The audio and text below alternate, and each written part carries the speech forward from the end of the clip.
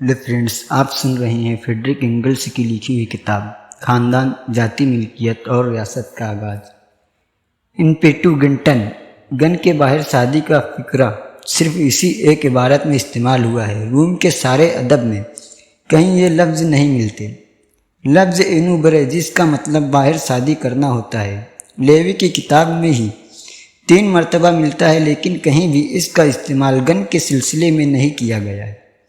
یہ بے بنیاد خیال کہ روم کی عورتوں کو صرف اپنے گن کے اندر شادی کرنے کی اجازت تھی، محض اس کی ایک عبارت پر ٹکا ہوا ہے، لیکن اس خیال میں ذرا بھی جان نہیں ہے، کیونکہ یا تو اس عبارت میں آزاد کی ہوئی غلام عورتوں کی مخصوص پابندیوں کا تذکرہ کیا گیا ہے، اور ایسی صورت میں اس سے ان عورتوں کے بارے میں کچھ بھی ثابت نہیں ہوتا جو آزاد پیدا ہوئی تھی، اور یا وہ عبارت ان عورتوں پر بھی لاگو ہوتی ہیں جو آزاد پیدا ہوئی تھی، اور ایسی حالت میں اس سے یہ زیادہ ثابت ہوتا ہے کہ گن کے باہر عورتوں کی شادی کرنے کا قاعدہ تھا، اور شادی ہونے پر انہیں ان کے شوہروں کے گن میں شامل کر لیا جاتا تھا۔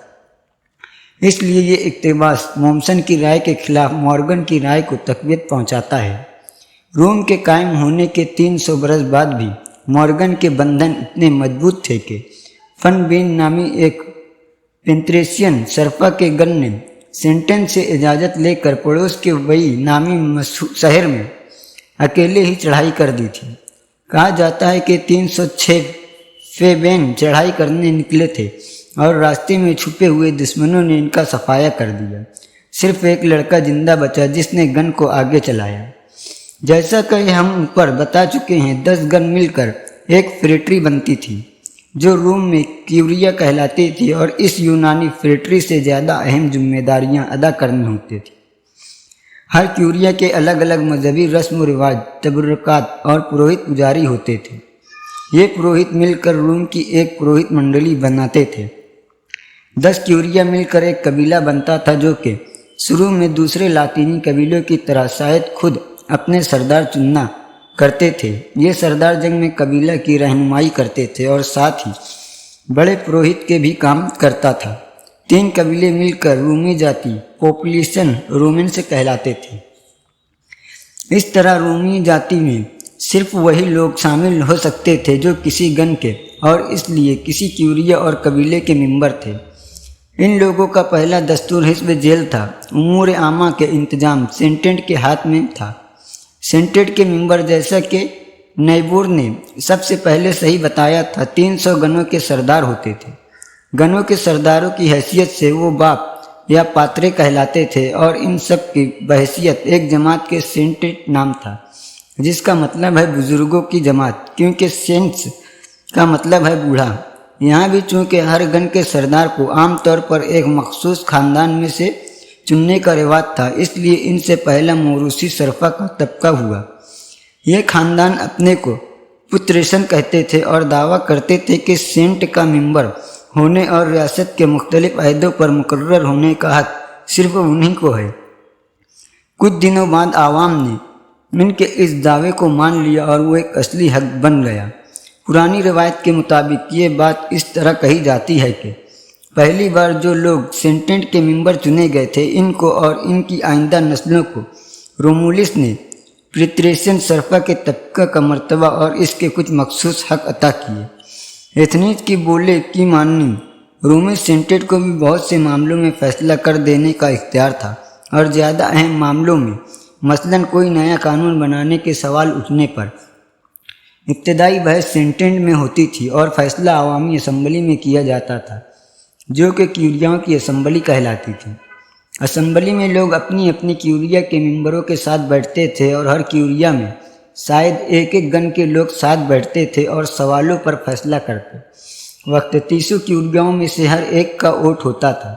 کیوریاؤں کی یہ اسمبلی قانون منظور یا رد کرتی تھی، تمام اونچے عہدیداروں کو چنتی تھی، جن میں ریکس نام نہاد بادشاہ بھی ہوتا تھا، جنگ کا اعلان کرتی تھی لیکن صلح سینڈ کرتی تھی، اور ایک عدالت عالیہ کی حیثیت سے فرقین کی اپیل پر ان تمام مقدمات کو، جن میں رومی شہریوں کو موت کی سزا مل سکتی تھی، فیصل کرتی تھی۔ آخر میں سینٹنٹ اور عوامی اسمبلی کے ساتھ ساتھ ریکس ہوتا تھا، جسے ٹھیک یونانی بیلسیلس کی مانند سمجھنا چاہیے، جو اس طرح کا متعلق عنان بادشاہ کبھی نہیں تھا جیسا کہ مومسن نے اسے بنا دیا ہے۔ ریکس فوجی سالار کا، بڑے پروہت کا اور کچھ لاطینی زبان کا لفظ کریٹ ٹائرن زبان کے قبیلے کا سردار اور گوتھک زبان کے ریلیکس سے ملتا ہے۔ جرمن زبان کے لفظ فورسٹ انگریزی زبان کے فرسٹ اور ڈیزن کا طرح اس لفظ کا بھی شروع میں یہی مطلب تھا۔ گن یا قبیلے کے سردار، اس کا ایک ثبوت یہ ہے کہ 4 صدی تک گوتھا لوگوں عدالتوں میں صدر اعلیٰ کا کام کرتا تھا، اس پر کوئی دیوانی کی ذمہ داری نہیں تھی۔ فوجی سالار کی حیثیت سے ڈسپلن قائم رکھنے کے اختیارات اور عدالتوں کے صدر کی حیثیت سے سزا دینے کے اختیار کے علاوہ اس کو شہریوں کی زندگی، ان کی آزادی اور ان کی جائیداد پر کوئی اختیار نہیں تھا۔ ریکس کا عہدہ موروثی نہیں تھا، اس کے برعکس شروع میں ریکس کا انتخاب ہوا کرتا تھا۔ شاید اس کا پیشرو عہدے دار اسے نامزد کرتا تھا اور کیوریوں کی اسمبلی اسے منتخب کرتی تھی، اور ایک دوسرے اجلاس میں اسے باقاعدہ گدی پر بٹھا دیا جاتا تھا۔ اسے گدی سے ہٹایا بھی جا سکتا تھا، اور یہ بات ٹارکوئنس سپربس کے انجام سے ثابت ہے۔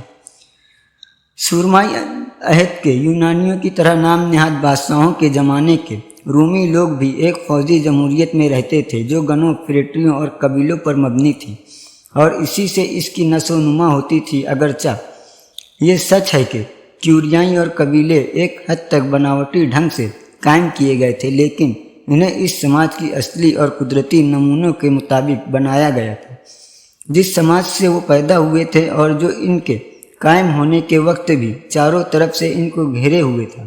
اور حالانکہ اس زمانے تک پیٹریشین صرفہ کے طبقے کا، جس کا نشو و نما قدرتی طور پر ہو گئی تھی، کافی زور ہو گیا تھا، اور حالانکہ ریکس یعنی بادشاہ لوگ اپنے اختیارات کا دائرہ بڑھانے کی کوشش کر رہے تھے، پھر بھی اس سے دستور کی ابتدائی اور بنیادی شکل نہیں بدلتی، اور اہمیت اسی کی ہے۔